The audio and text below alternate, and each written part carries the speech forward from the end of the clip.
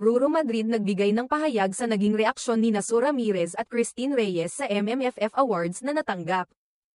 Nagbigay ng pahayag si Ruro Madrid, isang kapuso actor, tungkol sa naging reaksyon ni Christine Reyes at Sue Ramirez. Mga kasamahan niya sa seryeng The Kingdom, matapos niyang tanggapin ang parangal bilang Best Supporting Actor sa 2024 Metro Manila Film Festival, MMFF, Gabi ng Parangal. Ang pagkapanalo ni Ruro ay naging usap-usapan noong Disyembre taong 2024 at naging paksa ng kontrobersya ang isang video clip na kumalat kung saan makikita ang reaksyon ni Christine at Sue, na tila hindi natuwa sa resulta ng award show. Sa kabila ng mga kumalat na balita at haka-haka hinggil sa reaksyon ng dalawang aktres.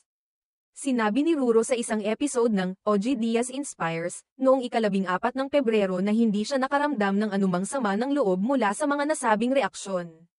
Ayon kay Ruro, noong makita niya ang video, hindi siya na-offend o nagdamdam.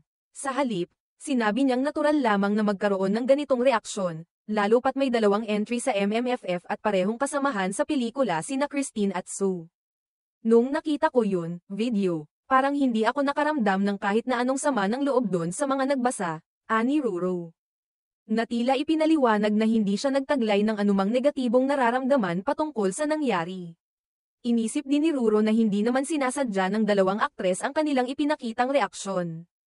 Ayon sa kanya, ito ay isang normal na pangyayari, dahil may mga pagkakataon sa industriya ng pelikula kung saan may magkakatunggali sa awards ngunit magkakasama pa rin sa paggawa ng proyekto. Tinutukoy ni Ruro na may mga pagkakataon talaga sa isang award show na may mga hindi inaasahang reaksyon mula sa ibang mga kalahok. Ngunit hindi ito nangangahulugang may masamang intensyon ang mga tao. Kumbaga normal, normal na syempre na may dalawang entries at nakatrabaho po nila. Kasama po nila sa isang pelikula, dagdag pa ni Ruro. Ipinakita niya ang pag-unawa sa posibleng nararamdaman ng kanyang mga kasamahan. Lalo na't alam niyang magkasama sila sa paggawa ng pelikulang The Kingdom na naging bahagi ng kanilang karera.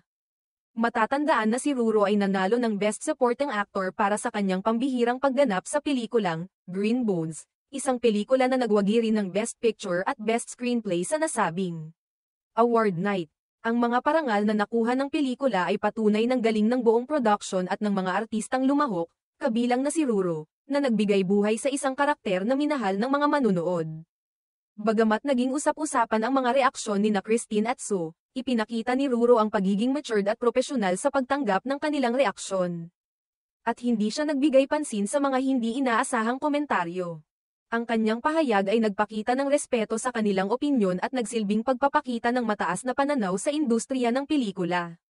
Sa kabila ng mga hindi inaasahang reaksyon, ipinakita ni Ruro ang kahalagahan ng pagiging bukas at maunawain sa mga ganitong uri ng sitwasyon. At tumutok na lamang sa pagpapahalaga sa mga tagumpay at positibong karanasan na dulot ng kanyang mga proyekto at trabaho.